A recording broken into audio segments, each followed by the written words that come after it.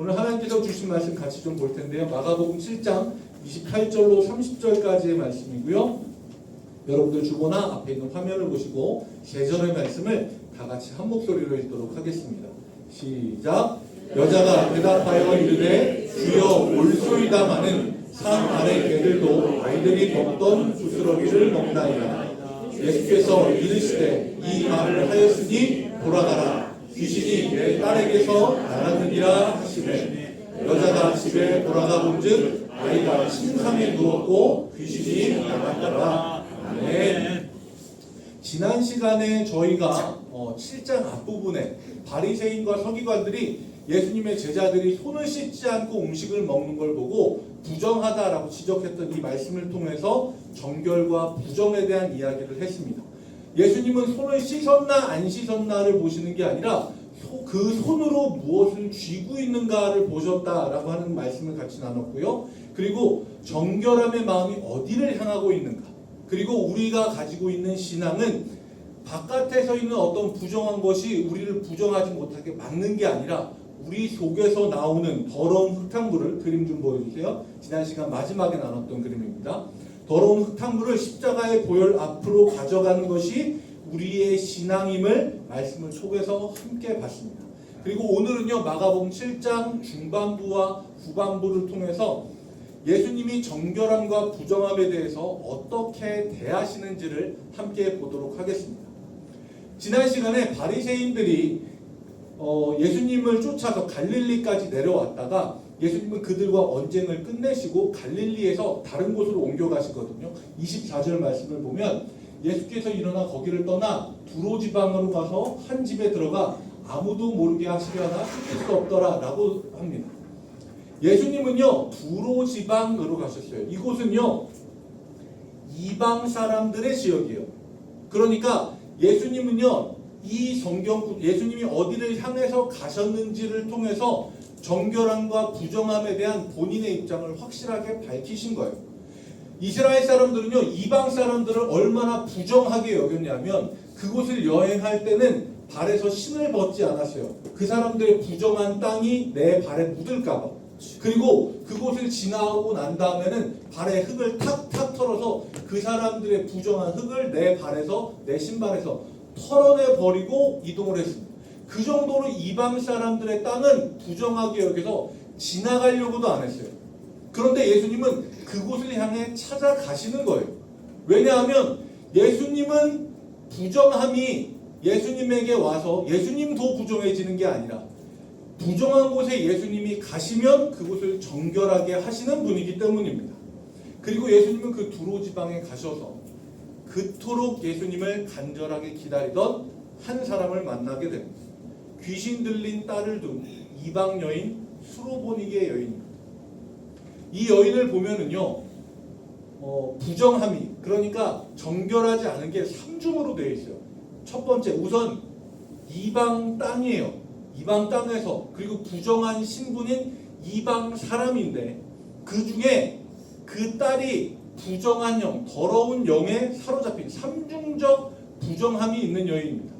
그래서 25절 말씀에 보면 이에 더러운 귀신이라고 되어 있는데 여기 이 더러운 귀신이라고 하는 표현은 푸뉴마 아카타트론이라고 하는 표현이에요.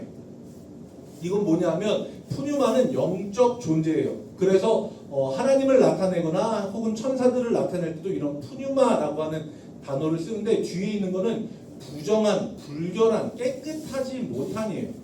그러니까 예수님은 부정한 곳에 가서 부정한 사람의 여인의 딸이 부정한 귀신이 들린 것을 보신 거예요. 그 상황을 마주하신 겁니다.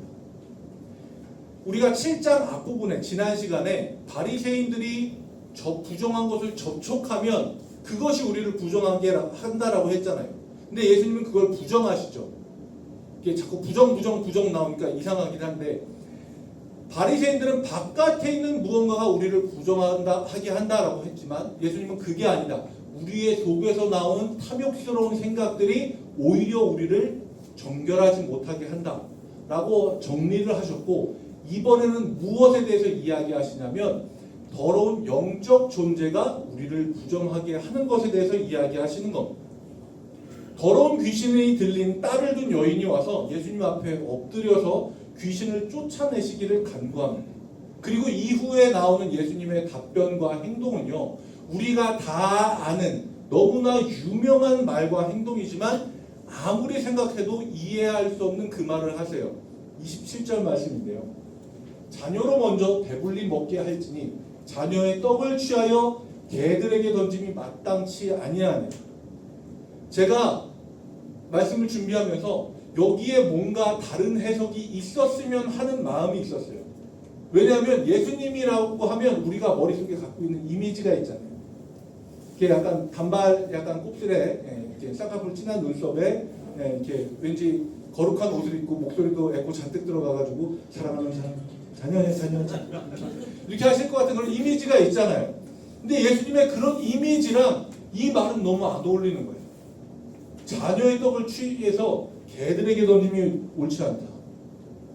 저는 여기에서 분명히 다른 해석이 있을 거야 라고 생각을 해서 제가 볼 수 있는 모든 자료들을 다 찾아봤어요. 그런데 그 어느 곳에서도 단 하나의 다른 해석이 없어요. 자녀는 누구냐? 이스라엘. 떡은 은혜. 그리고 개는 이 앞에 있는 그 부정한 여인을 나타낸다라고 하는 거예요. 저는 좀 아니었으면 하고 모든 걸 다 찾아봤는데 다 똑같이 얘기해요. 그래서 좀 속상하면서 제가 이 상황에 좀 몰입을 해보니까 예수님 좀 말씀이 지나치시네 라는 생각이 들더라고요. 아니 이럴 거면서 중국당은 왜 왔어? 이런 생각도 들고 그러면서 혼자서 생각을 계속하는 거예요. 아니 예수님에게 도움을 초과하러 온 사람을 그냥 거절해도 굉장히 상처를 받을 텐데 이렇게까지 무시를 하면서 얘기를 하나?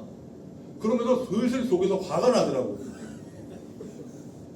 아니 그러면 내가 아버지로 거기는 여인이었지만 내가 아버지고 내 아들 낳겠다고 왔는데 나한테 이런 얘기 들으면 내가 성질나서 당장 여기까지 생각을 했는데 못 일어나겠더라고요. 저는 생각의 순서를 이렇게 갖고 왔어요. 말씀 너무 심하게 하시네. 이럴 거면 두루 땅에 왜 왔어? 내가 무시받으러 왔나? 아니 내 아들 살리겠다고 왔는데 이런 대접을 하면 난 이 자리 참아야 되겠더라고요. 진짜로 참아야겠더라고요. 제가 이번 주에 너무너무 가슴 아픈 이야기를 실화탐사대에서 봤어요. 보면은요, 저쪽 여러분들이 보시기 왼쪽 위에 있는 친구가 발달 장애가 있는 친구예요. 이제 검사를 해보니까 나이가 2살 아니면 3살 정도밖에 되지 않는 정신연령을 가지고 있어요. 근데 이 아버지는 가난 말기세요. 그래서 이 아버지가 부인은 어떻게 되는지 모르겠어요. 제가 자세히 안 봐서. 근데 이 아버지가 이 아들이 자기가 생명이 얼마 안 남았으니까 이 아들이 머물 수 있는 병원이 있는지 이 아들의 손을 잡고 계속 다니는 거예요. 그런데 아무도 받아주질 않아요. 이 아이가. 기본적인 의사소통도 안 되고 소리를 지르고 화가 나면 막 주먹 휘두르고. 그래서 이 아버지가 어떤 생각을 했냐면 왼쪽 아래 보면 저 말 보고 마음이 너무 그랬어요. 아무도 받아준 데가 없으면 제가 데리고 같이 가야죠. 근데 이걸 보는데 마음이 확 무너지는 거예요. 그러면서 이 아버지가 방송을 떠나서 그냥 얘기하더라고요. 이 같이 가야죠. 내가 내 아들보다 하루만 더 살았으면 좋겠어. 이런 얘기를 하시다가 이 얘기를 하세요. 근데 요새는 아들을 살리고 싶어요. 근데 너무 속이 상하는 거예요. 너무 속상하고 마음도 아프고 그러면서 그 수로보니게 여인이 아마 그 자리에서 막 흙을 쥐면서 부들부들 떨었을지도 모르겠다. 너무 모멸감이 심한데 참아야 되겠다라는 생각이 들더라고요. 나도 참아야겠다. 내가 만약에 그 위치였으면 나도 참을 수밖에 없겠다. 저는 제가 되게 이성적인 사람이라고 생각을 하거든요. 제가 이제 그 유명한 MBTI 검사를 하면 이성적인 걸 나타내는 T와 그 다음에 감정적인 걸 나타내는 F 수치가 있는데 F는 3 정도밖에 안 되고 T가 97 정도가 되는 굉장히 이성적인 사람이에요. 근데 그 앞에 만약에 내가 엎드려 있다라고 하면 자존심, 이성적인 생각 하나도 필요 없어요. 그냥 죽어도 난 이 사람한테 뭔가를 받아내야 되겠어요.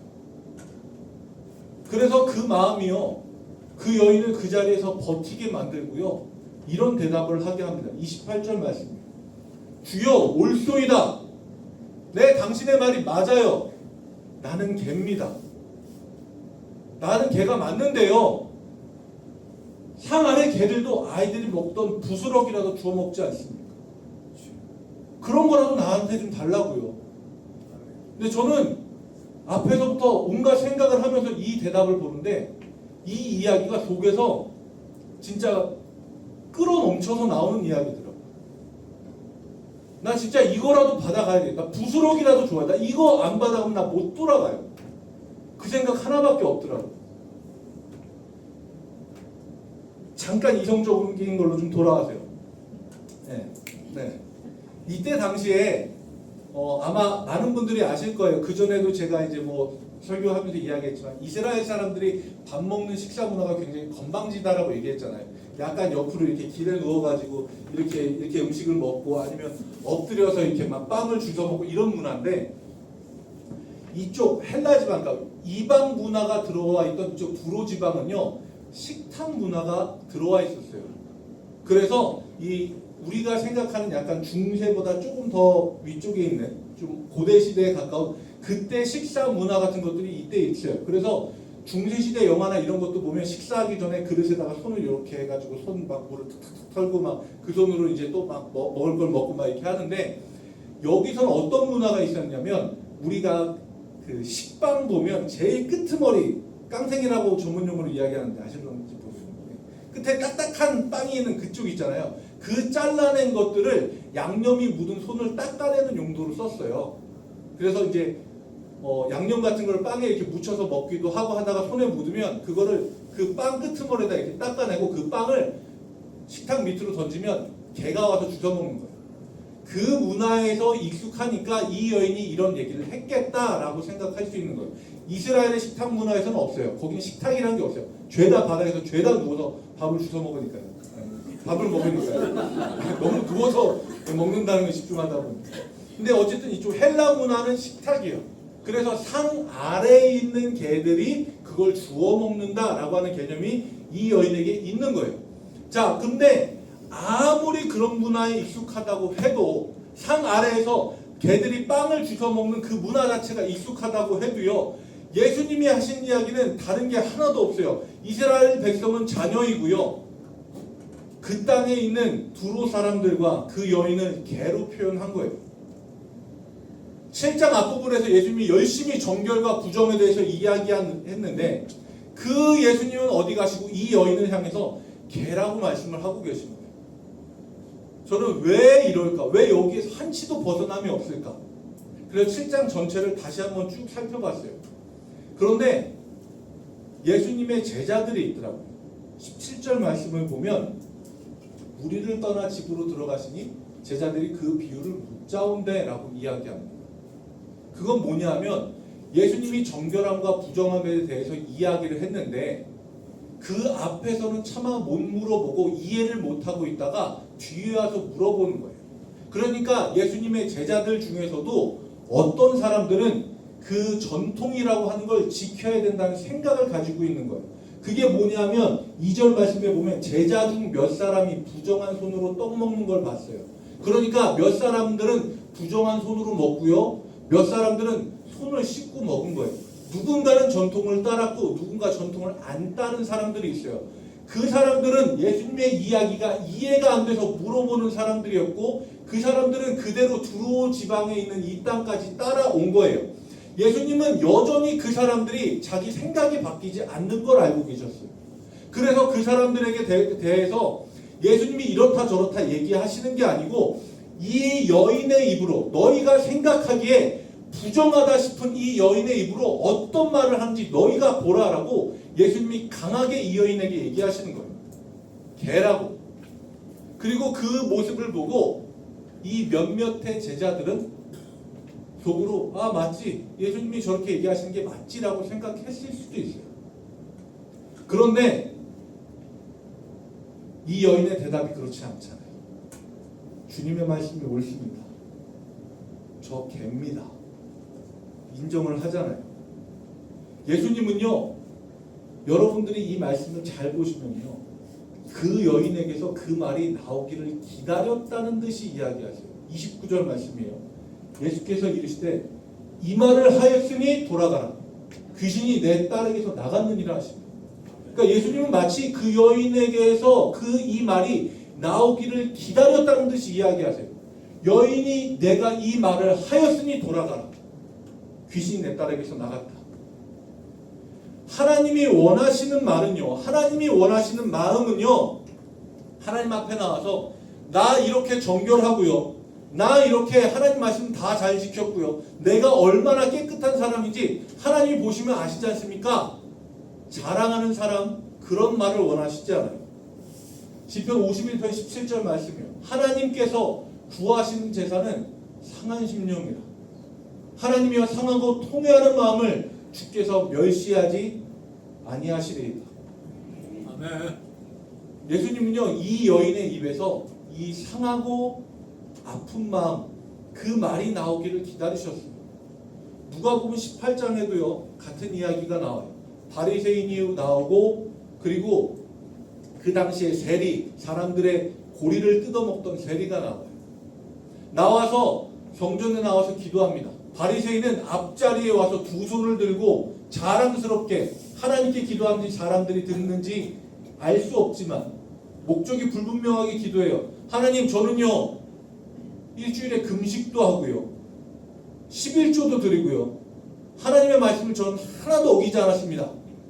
뒤를 한번 쓱 쳐다보고 저를 저 뒤에 앉아있는 죄 많은 세리와 같지 않게 해주시니 감사합니다 라고 기도해요. 세리는요 앞자리까지 나오지도 못하고 저기 제일 뒷자리에서 머리를 푹 숙이고 기도해요. 하나님, 저는 죄인입니다. 나를 불쌍히 여겨주십시오. 근데 예수님이 얘기하시는 거예요. 저 바리새인이 아니고 세리, 이 사람이 의롭다 하심을 받고 돌아갔다. 하나님은요, 하나님이 의롭게 여기시는 사람, 그러니까 정결하게 여기시는 사람은요, 내가 이만큼 깨끗합니다라고 자기 입으로 말하는 사람이 아니라 하나님 앞에 나와서 하나님, 나는 개입니다. 하나님, 나는 부정합니다.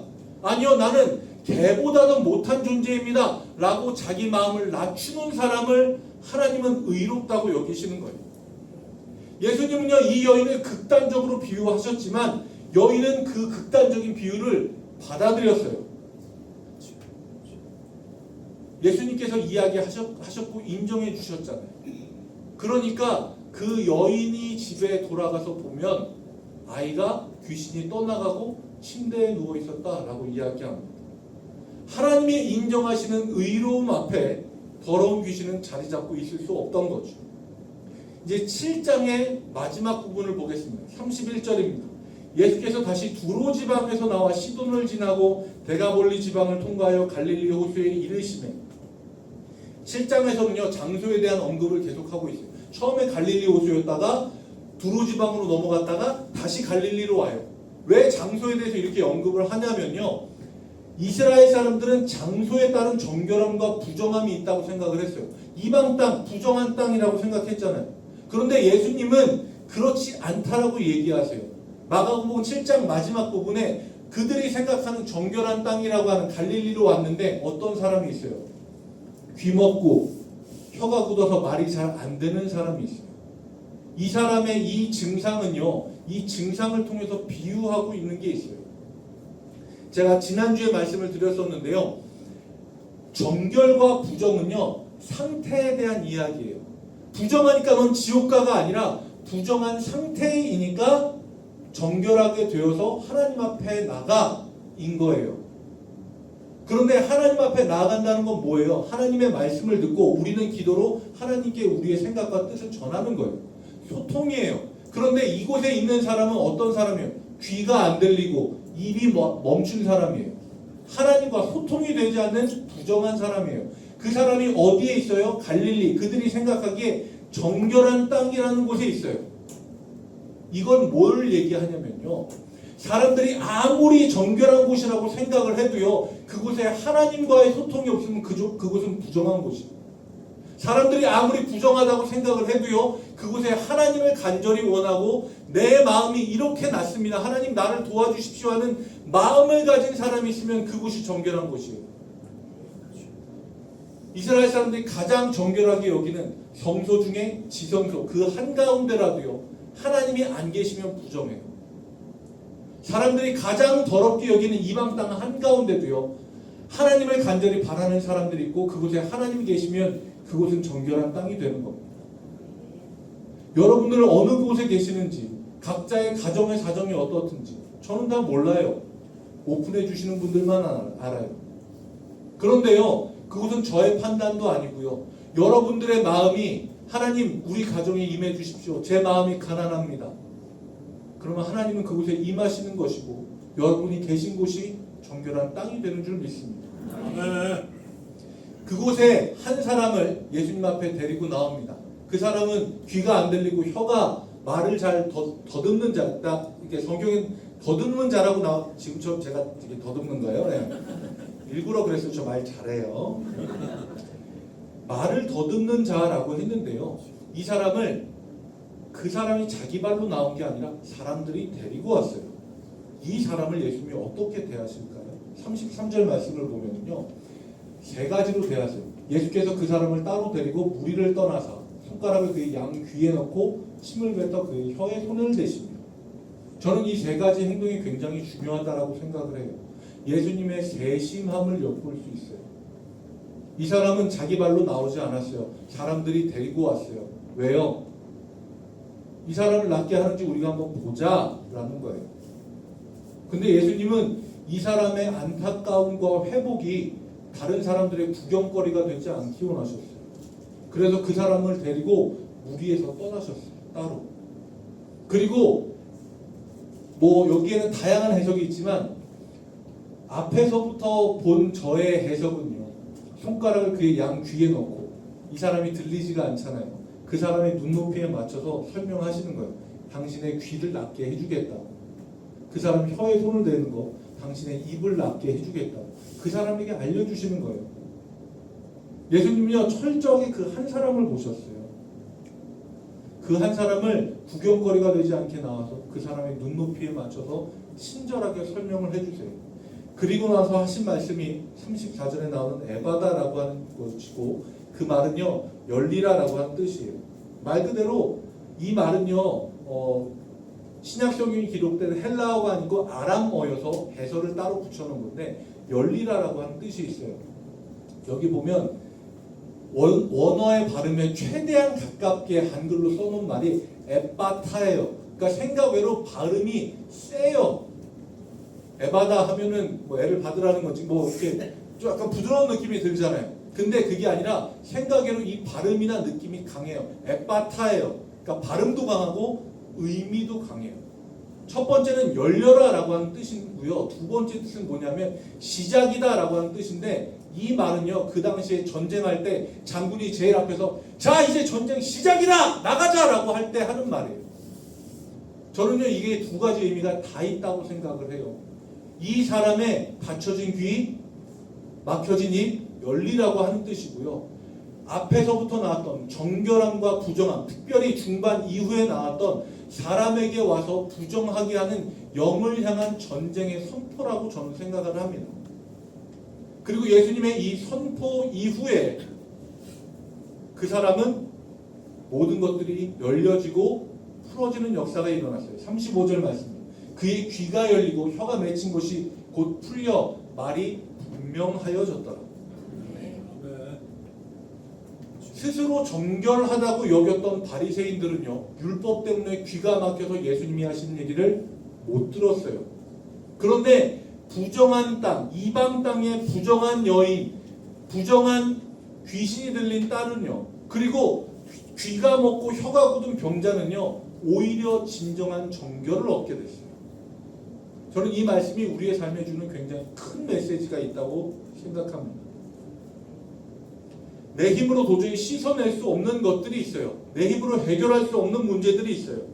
그런데 그런 게 있다면요, 우리는 주님 앞에 있는 이방 여인과 같이 주님, 저는 주님이 필요한, 하나님이 주시는 은혜가 필요한 사람입니다. 난 정결한 사람입니다가 아니고 나는 부정하기에 하나님의 은혜가 필요한 사람입니다 라고 고백해야 합니다.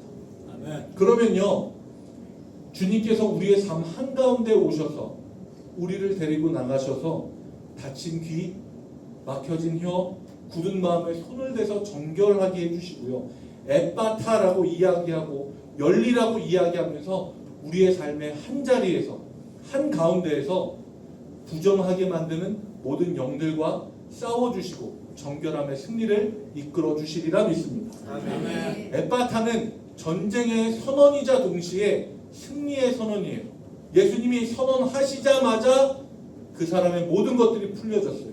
아멘. 이 전쟁의 선포이자 승리의 선포가 저와 여러분들의 심령, 가정, 그리고 우리의 장자 1교회 가운데 폭포수처럼 쏟아지기를 주님의 이름으로 간절히 축원합니다. 아멘. 우리 시간 같이 찬양하고 각각 기도하겠습니다.